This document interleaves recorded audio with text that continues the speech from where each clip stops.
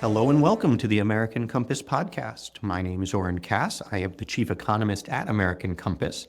And this week we are talking with Clare Morell, policy analyst at the Ethics and Public Policy Center, author of the Substack, Preserving Our Humanity, author of the forthcoming book, The Tech Exit, A Practical Guide to Freeing Kids and Teens from Smartphones, which will be out in June. And of course, most importantly, author of this week's Compass Point at americancompass.org, titled America on the Line, where she does a really fascinating job talking about the research showing the effects of social media and the digital era on teens and kids, and in particular, really looking at how it's not just about, screen time being bad for you, but the much longer term effects of those kinds of experiences and activities on the human brain, and the way that challenges not only our tech policy, but also market fundamentalism. So fantastic essay, really interesting conversation. Hope you'll stick around for it. But first, let me tell you about what else we have going on at American Compass this week. On the Commons, a really great piece from Amber Lapp on the state of neighboring, reflecting on experiences in her own neighborhood. And from Micah Meadowcroft on democracy and culture on the ballot, looking at what we've got on tap this election season. We've been releasing a bunch of really interesting survey data at American Compass. We had a great report out last week called The American Wake-Up Call that looked at changing conceptions of the American dream and what Americans really prioritize most, how they understand free markets, what messages they respond to. And we'll be out with more data tomorrow, looking specifically at some key demographic groups like the white working class, young non-white men, affluent white liberal women, and how their views vary, because I think it explains a lot about what's going on in this election. Of course, writing about all that at my Substack as well, understandingamerica.co. If you're not subscribing, shame on you. But before you go do that, enjoy this conversation with Clare Morell. And we are joined now by Clare Morell. Clare, thank you so much for making some time. Oh, I'm so glad to be here. You have written a fantastic essay for us on thinking about the effect of social media, digital technology on kids. I think, folks are generally familiar with everybody thinking these things are bad for for kids at this point, but the actual reasoning behind it gets sloppy, and a lot of it comes down to just social media seems bad for kids. I've been really struck by the work you're doing on really fleshing that out and thinking about how it's not even about the time spent in front of the screen necessarily. So let's start there. What if you were sort of starting with the biggest concerns? What would you focus people on as why we should be worried about any of this? Yes, when I typically talk to parents about it, I try to summarize the buckets of kind of concerns around social media and kids into three categories, which is the design of the platforms, the content being promoted by their algorithms, and the bad actors who exploit these technologies to reach children in dangerous ways. And so I think some of what you were alluding to and what I focused on in this particular essay is really more on the design features, which I think is probably maybe the most important thing to understand, and where I think parents can feel like through parental controls and different settings, they're able to kind of eliminate the other two buckets of harms in trying to block harmful content or bad actors from reaching their children. But what I tried to explain in my forthcoming book and in this essay is that the underlying design behind the technologies is inherently harmful to children. It's harmful to everyone in the sense that the dopamine that their features, the dopamine response it induces in the brain from the way they design their platforms through algorithms and infinite scroll and autoplay and likes and reshares, all of these things are designed to keep us hooked and going back for more. And what was fascinating to me in studying more about the brain and this neurotransmitter, dopamine in particular, is that dopamine does not produce satisfaction or a sense of fulfillment. It just produces craving so that we will continue to want to do that action over and over and over. And so I think just understanding that even if you put all these kind of parental control settings in place or even time limits, even a short amount of time on the platforms still induces that response of your body and brain always wanting more. So no time limit will ever be enough.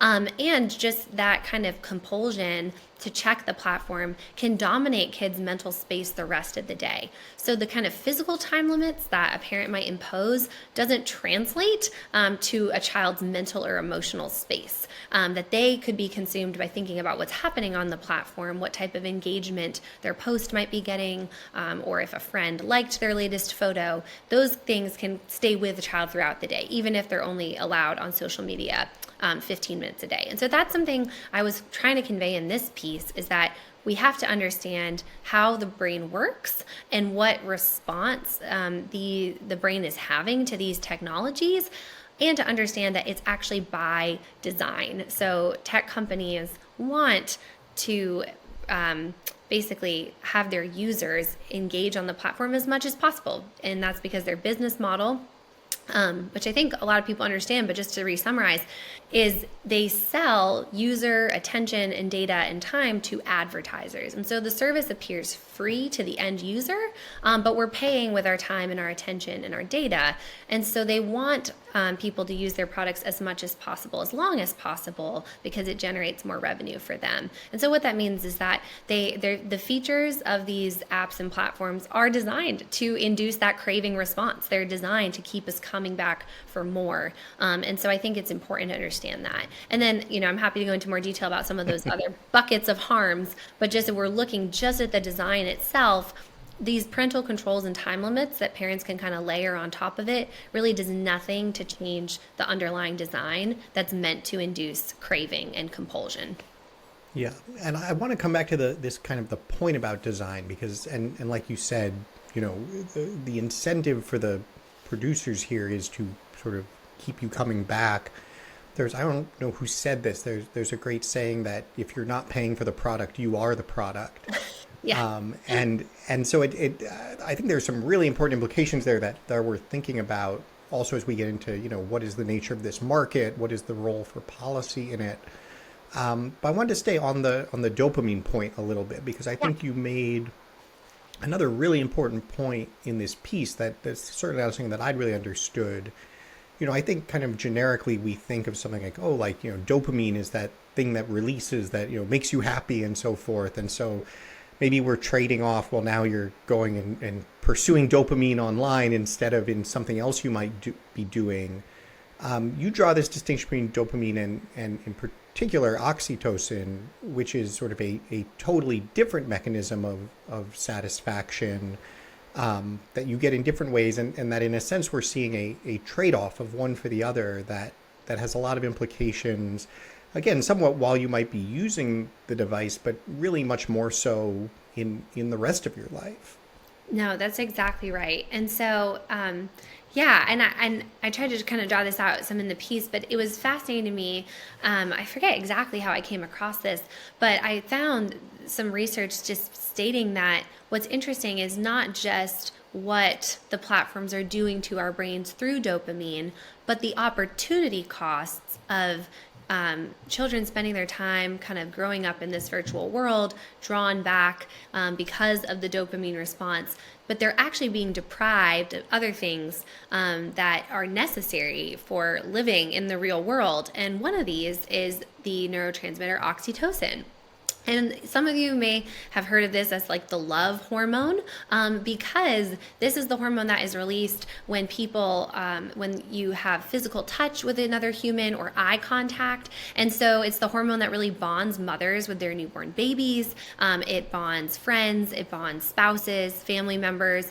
And that is something that we only get when we're interacting with people in person. It comes from physical touch and eye contact. And so the other cost to the dopamine technologies is that children then are growing up on dopamine and they're not getting oxytocin. They're not getting the hormone that's needed to bond them with other human beings, which is, if you think about that and like what that means then for relationship formation or family formation, or just the future of children in an economy and a system of government that depends on humans working together, forming relationships. And so I think it's important to understand that it's not just what the dopamine is doing to their brains, but it's also what it's depriving them of in the real world. And so I think that is important to understand, because the platforms have marketed themselves as these social platforms that they're supposed to keep us more connected with other people, including family members and friends. But they're not fully delivering on that promise, in the sense that they're actually depriving humans of what we need to truly form those relationships and stay bonded with our fellow human beings. And so I think they have over-promised and under-delivered in terms of what they've marketed their goods as to people, that they're not providing real deep connection, and the connections formed on these platforms are inherently shallow. And so that's why I think even when you look at how lonely children are today, and this is something Jonathan Haidt has really pointed out in his research, this kind of anxious generation that is growing up on these devices feels very anxious, depressed, and lonely. And you would say, why are they so lonely? They're constantly talking to their friends online, like 24/7. But it's because they're not getting this oxytocin, and they're just having these shallow connections really formed with dopamine. And so I think it's important to kind of look at what humans really need, how we're designed, and that these technologies are not meeting that need. So yeah, it's a great microcosm of it seems to me a lot of what sort of Silicon Valley and the kind of more modern approach to a lot of technological innovations gets wrong, which is there's this kind of very formalistic analysis that people want to do that say, that says, well, look, all you have to know is the number of relationships you have, or how much time you spend interacting with people. The reality is even an in-person conversation and a Zoom conversation, let's say, there's a mode of formal analysis that says, well, as you can see, we have substituted one for the other on all of the dimensions that you can measure and matter. So, ta-da, mission accomplished. And yet it turns out that the sort of conservative view that doesn't necessarily work from science, but works from assumptions about this kind of types of traditions and relationships that have formed people over time, more intuitively recognizes that these things are not the same in exactly the way that the brain actually recognizes it. And so, as much as you can sort of try to convince yourself or somebody else that going to the Taylor Swift Eras Tour concert and watching on TV, well, look, you're seeing the exact same show, you're hearing the exact same songs, that your brain, in fact, processes these things very differently. And at the end of the day, that's the reality that matters, right? You can't say like, oh, well, your brain's being irrational. Tell it to do something differently. However humans do, in fact, process these things is the baseline from which we have to work.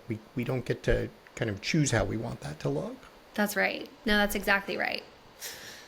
And so the relationship point is a great one that, you're sort of substituting one set of relationships for a different set in ways that really seem to leave people very poorly equipped to function in the real world.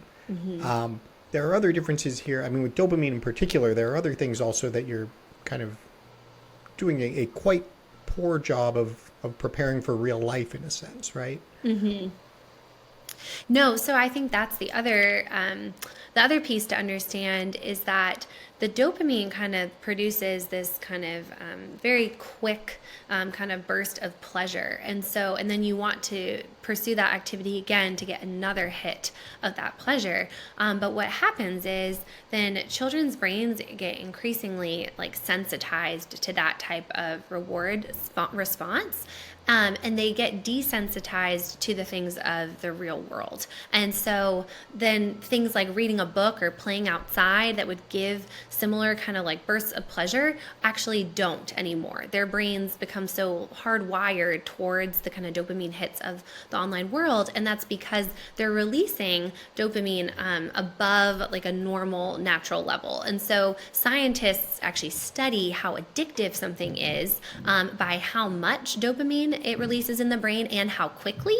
And so like the most highly addictive drugs like heroin or fentanyl or cocaine, it's like an extremely high amount of dopamine, and it's released very quickly. And so what that does is it creates a very strong craving to do that again. And so, there's dopamine releases for things that are really good for humans, that are biological needs, like food. And so that reminds you that you want to eat that thing again. But when it's really divorced from a biological need, and when it is released at such a high level above like a normal amount, it creates a very strong compulsion to do that again, which creates addiction.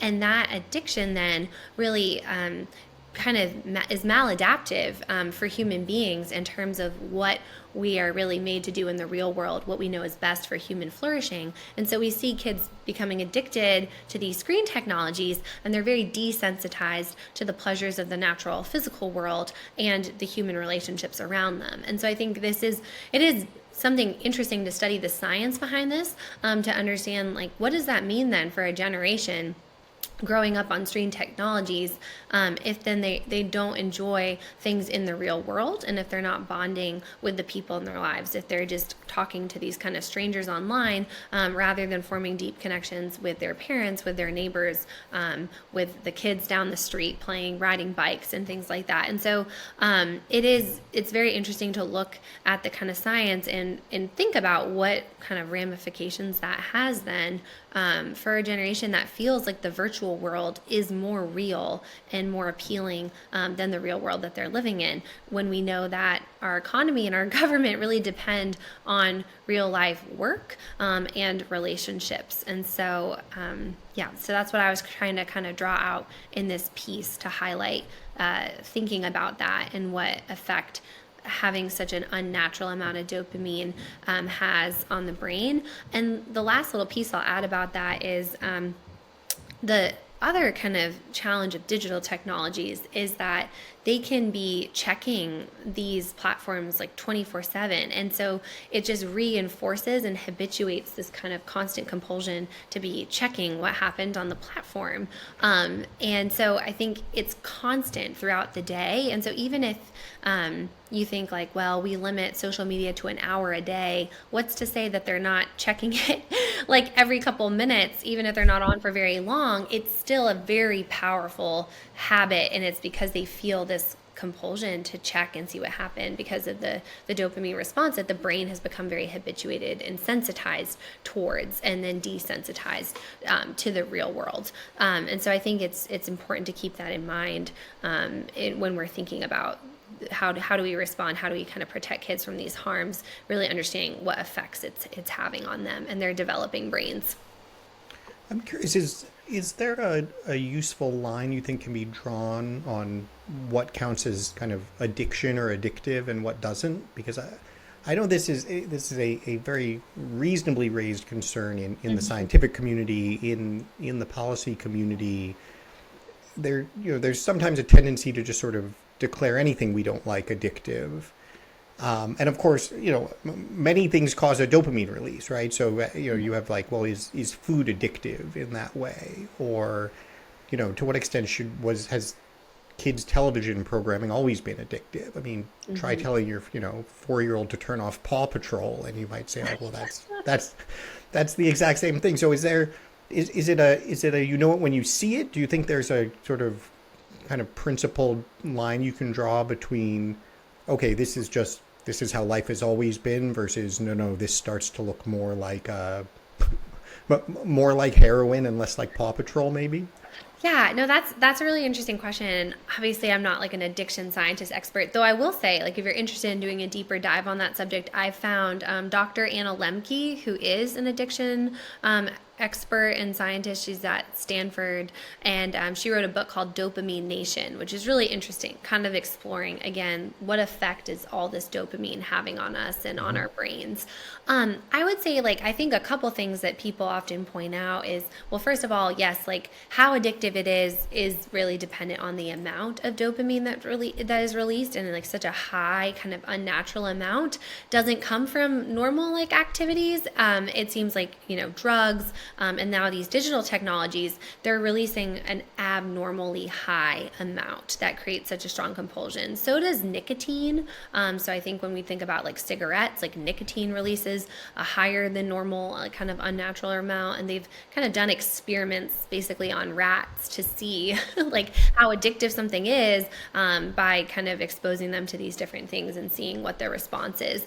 So I would say it definitely is kind of a question of how much, certainly creates a stronger compulsion. I think the other way to kind of think about addiction is that like, is the dopamine release like serving a purpose? Like, is it fueling something that humans actually need? And so dopamine is released from food or from sex, but these are things that we know are biological human needs that serve a function. But when it becomes something that's like maladaptive for human flourishing, rather than the dopamine kind of being a means to achieving an end that is good for humans, it becomes the end in itself, like the pursuit of dopamine, really to kind of the detriment of really pursuing other good real world activities. Like I think the same way we would say, like, is a heroin addict, like, is that person truly free? Like, are they flourishing?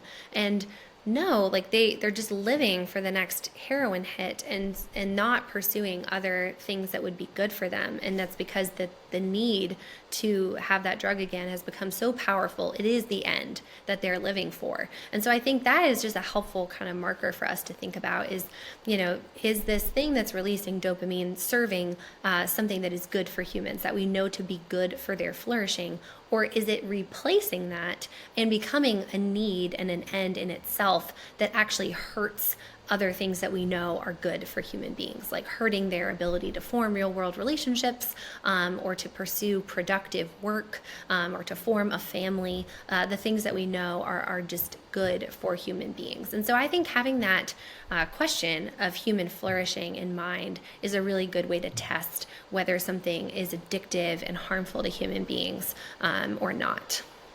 Yeah, it's a great segue into the kind of issue of design, because it seems like, one way of taking what you've said is there's a huge difference between the amount of dopamine essentially that gets released in the kinds of things that humans encounter in the natural environment and have always, versus things that are now being engineered to induce that response. And even then, of course, you then have, well, technically any product in a sense that people are supposed to enjoy, you could say, does that. But for the most part, it has to do that within some sort of limit, because you want people to actually recognize the product as a good thing and come back and buy it again. Whereas what's going on with social media and a lot of these digital platforms is it's not in the interests of the companies to actually make users happy, because the users are not actually the customers who pay them.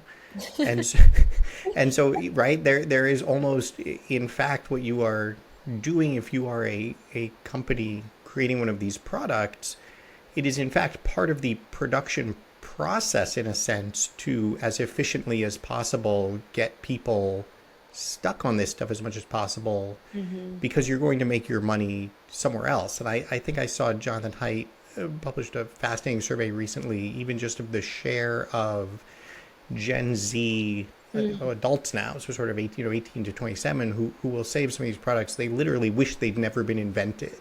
And I guess as a rule of thumb, right, if your business is predicated on a product that most of its users literally wish did not exist, we have to look a little harder about kind of what we think of the market, right? And that's something I think is really interesting in how you approach it. Is it is sort of a question about how we even understand markets at all. No, absolutely. And I think, that's a fascinating study. And I think that's even just anecdotal. Like, you talk to a lot of kids, like, they don't really like what social media does to them, but they feel compelled to keep using it, because it is addictive, and because of the kind of social costs, which I don't know if we really, got into this, but Jonathan Haidt's pointed this out. Others have pointed out that it's not just an individual level cost. It's changed their entire social environment. And so they feel feel like compelled to participate because everyone else is interacting on these platforms. And so it really is kind of a collective action issue where people want to opt out, but they feel like they can't because then they feel like they will be missing out on the social experience. And so it's an interesting product in that because it is like social by design, the costs are borne not just by individuals, but also an entire kind of social group because of the way that they are changing the way that humans interact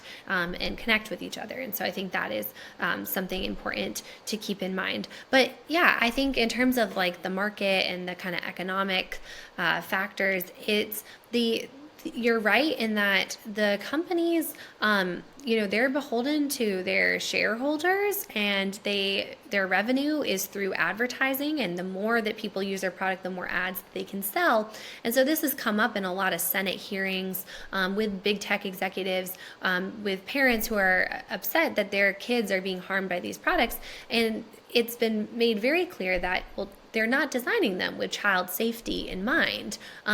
They are, they're the person that they're not really beholden to the users in the same sense that they're really beholden to their shareholders and making a profit. And so if children and their health and well-being is the kind of collateral damage from their business model, from their products, then it's not resulting in an outcome that's actually best for the users of the product. And I think it's an interesting just kind of market to look at in the sense of this kind of two-sided business model has meant that the consumers using the products are being harmed, and there's not really an incentive for the companies to stop. In fact, the incentive is really the opposite. They want young users to come to their platforms because the longer they use them, the more they profit off of them. And so they actually want to recruit the youngest users. And children are particularly vulnerable, like going back to the kind of the brain research. Kids' brains are still developing. They're high in neuroplasticity, which basically means that their neurons and the neural pathways in the brain are still being formed. And so it's especially dangerous if those neural pathways are becoming hardwired towards the kind of rewards that social media is providing, these social rewards that are releasing, again, an unnaturally high level of dopamine in the brain, overly sensitizing kids to these products and desensitizing them to the pleasures of the real world. And the fact that kids' brains, their prefrontal cortex, which is responsible for impulse control and emotional regulation and self-control, isn't fully developed until age 25.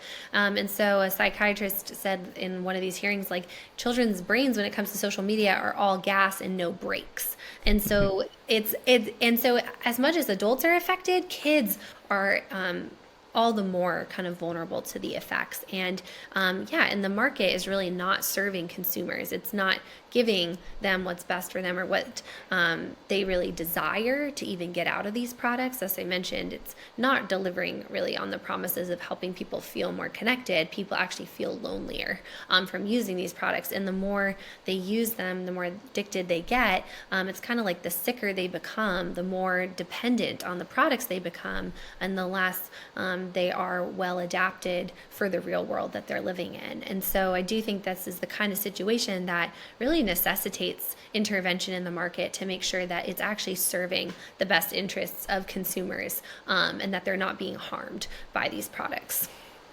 Okay, so I want to talk intervention in the market. I want to throw your favorite phrase at you, but it's going to come with a caveat. Okay. So the phrase is leave it up to the parents. Oh, yeah. And the first order response, which I'm very sympathetic to, but I think is probably inadequate in a lot of ways, is like, well, we don't leave lots of things up to parents. We also ban cigarettes and we ban alcohol. That's all true. But at the same time, it's not like we're in a world where parents were like actively giving all of their kids cigarettes and alcohol and we decided the way to, right? The ban was sort of the little additional help for the parents who clearly didn't want their kids to have it, but realized they might get access to it somewhere else. Mm-hmm.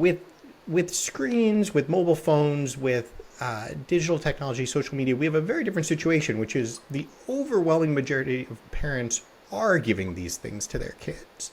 Yeah. And so how how do we make sense of that? What is going on, and why isn't the first order question essentially parents should really have to be clearly not giving to these things to their kids at all before we start thinking that we need to regulate the platforms, let's say? Yeah. No, it is. It's a very kind of thorny problem in the sense that I think it's been very convenient for the tech companies and other people who really prefer to just preserve the free market with as little intervention as possible to just say, well, let's like leave it up to parents. But if you talk to most parents, yes, they've given these technologies to their kids, but most is not really because they wanted to. They felt compelled to do it because their child came home every day from school and begged for a smartphone or begged to get on social media because everyone else had it. And I think part of this, is similar in some ways to tobacco. Like tobacco was advertising and marketing their products to children. I think similarly, the tech companies have made their products very appealing to children and have certainly gone after them. And that's come out in more recent lawsuits, state by state attorney generals against Meta and TikTok, that they actually were actively trying to market their products to kids, including underage children, because the age for social media is set at 13, but we know a lot of 9 to 12-year-olds have been on these platforms as well. And so I do think that there is a kind of social aspect to these problems that I was talking about, where parents actually feel compelled to give them to their children, and trying to figure out policy solutions that kind of actually can help parents and provide a collective solution to what seems to be a kind of classic collective action problem. I think the other thing I would say, though, is that tech companies, leaving it up to parents, have said, here, we're giving you some parental tools, some controls to use. This will now ensure that your child is safe. They can use it safely. And that is where I just think that has been the biggest myth. The fact that they're even called parental controls is laughable, because the parent doesn't actually have any real control. If you look at most of these settings on the platforms, the child actually has to opt in to any type of parental supervision or parental settings. It's also, all these parental controls are really just about privacy restrictions to make a kid's accounts more private. They don't have really any control over the type of content kids are seeing. They can set the content to be less sensitive, but parents complain that they're I don't even think this thing is working because I put that setting on and still really inappropriate content was showing up in my child's feed. And there's nothing in these kind of parental controls that addresses the design features of these apps that are meant to make kids want to use them more and more and more. And so they say, oh, you can set a time limit. But as I was trying to kind of explain earlier in our interview, the time limits has also just this whole screen time myth really isn't working out. If you talk to parents who have tried to do this, they feel like they are constantly fighting a battle, that no time limit is ever enough. And it's brought just a ton of discord and division in their family because, again, the child is just, the technology is designed to create the child to make them crave it more and more and more. And so then it's a parent standing between this incredibly addictive technology and a child's underdeveloped brain, which just feels like a very untenable situation for parents. And so one mom I spoke with in the process of writing my book said, listen, she's like, it's me, a drug dispensing machine, and my child's underdeveloped brain. And I'm just trying to stand in between this. And so I think parents feel very frustrated that it's been put all on them, and that the tech companies have basically said, oh, our products are great, you can use them, just set time limits and parental control settings, and they'll be safe and fine for kids. And I think the thing that most convinces me that that is not the solution is the nature of the technology combined with what we know about the human brain. And that is that it's meant to create constant kind of cravings and compulsions for more. And so no time limit will ever be enough. And even a physical time limit on an app every day is still habituating that child toward the app and dominating their mental space even when they're not on it. That the time limit, kind of the physical time limit in the app, doesn't translate to a time limit on their mental space or emotional energy throughout the day. And again, from interviewing some parents, they were like, I only let my son go on this 15 minutes a day, but it drastically changed his behavior and mood. And I just realized he was constantly all day, all he could think about was the 15 minutes he was going to get on the app.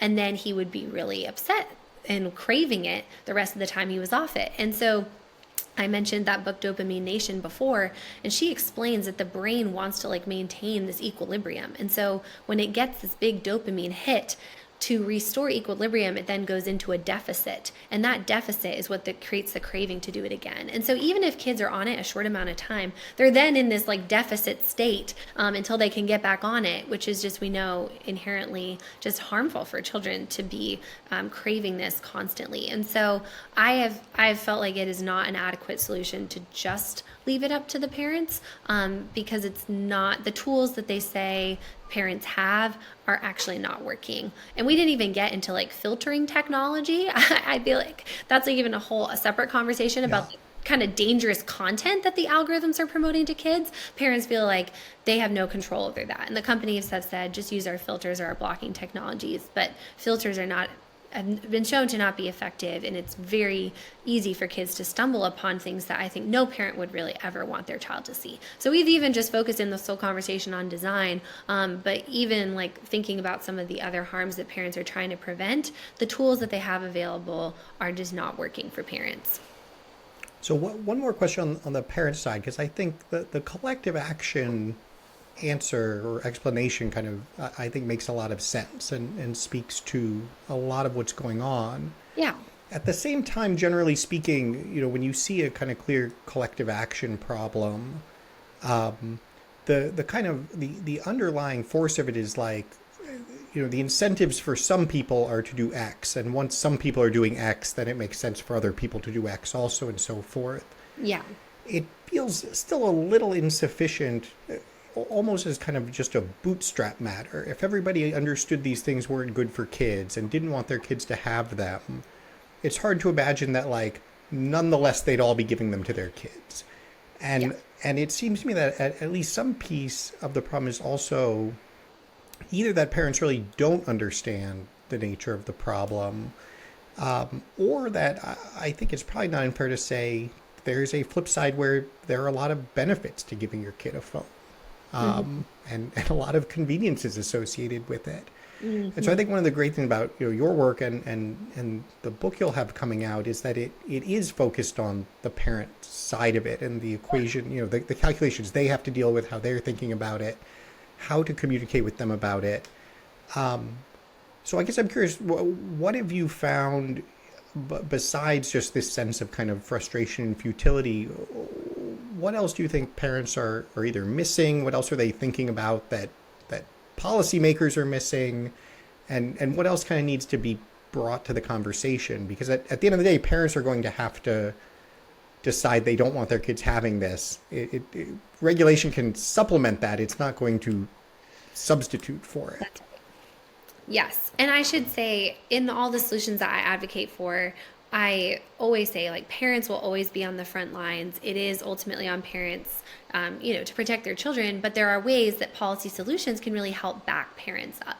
So in response to that, I do think that educating parents and trying to help them understand this, and then encouraging them that they can on their own in a lot of ways solve these collective action problems by just finding a few other families, which is like a huge recommendation in my book, is that just finding other families to do this with makes the cost less than on each individual family of opting out. And so there's a lot of ways that even without government intervention, parents banding together through their local neighborhoods and schools and communities can actually help each other solve that problem by agreeing to kind of together resist these things. And so I have found that from speaking to parents who have kind of successfully opted out, their number one recommendation was, like, you just have to find some other families to do this with. And so I try to really tell these stories to help give parents examples and inspiring them that they can, even if there are no kind of policy solutions, that parents on their own, working with other parents, collaborating together, can actually help solve some of the collective problems,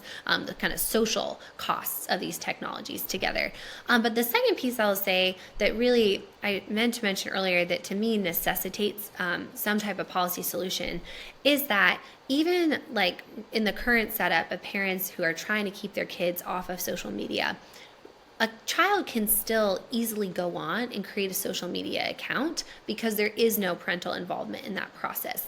And so children have actually been allowed to enter these markets where we typically don't treat children as mature enough or capable enough for entering contracts or engaging in the marketplace on their own. They are in the online world because the age for social media has been 13, but there's actually no meaningful age verification in setting up an account. All you have to do is put a birth date in, which is very easy to falsify, and then check a box. And then in doing that, children are really forming contracts with these giant tech companies because they're entering into a whole kind of host of terms and services and conditions. And so a lot of the policy solutions I've advocated for is having some type of parental consent requirement as part of the process of getting onto social media.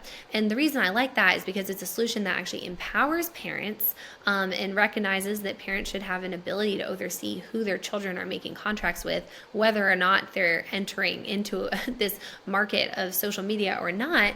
But it's still, it's empowering of parents, and it's not necessarily like a public policy solution from the sense that it's removing these products from childhood entirely, though I'm very open to that approach as well, to just treat it like alcohol or tobacco and age restrict it. But I think, even a step down from that would be to say, well, parents, if we want it to be up to parents, if that's the goal, we actually haven't effectively left it up to parents if kids can just go on and make an account without any parental involvement. And so I think that's an interesting just kind of policy solution to consider, would just be even having some type of parental consent requirement in the creation of a social media account. But I do think that there are other, arguments that could lead us to consider regulating these things out of childhood entirely. That if it becomes so clear that because of a child's developing brain, there are just certain technologies and substances that we have recognized a child is not mature enough to handle. Even like if you think about cars, which I think is a kind of driving a car, a kind of like neutral thing. We don't think cars are like inherently harmful, but we recognize it's a powerful tool that requires a certain age and maturity to handle and operate. And I think understanding social media as that type of powerful technology that a developing brain just isn't mature enough to handle, there are arguments for then age restricting that to an age where they are more capable of having the skills to handle it. And I think just recognizing that childhood is a period, where the brain is developing, where it's laying down these neural pathways, really should compel us, both parents on their own, because again, I do think parents can look at the data, look at the information, and decide to opt out and work with other families to do that. But I think it could also lead us to look at that and say, there is a case here for age restricting this out of childhood entirely. And I think that solution actually backs up parents who are trying to resist these technologies and find it very difficult because of how they are kind of changing the entire social environment that kids are operating in. I don't know if that fully answered your question, but those were two thoughts that I wanted to make sure I mentioned just about parental consent. And then, of course, we can't necessarily age restrict everything out of childhood that's harmful, but I think there are precedents looking at certain ways we've treated other technologies or substances that have been shown to be addictive, the same way social media has now been shown to be addictive, make a strong case for why the government could age restrict it.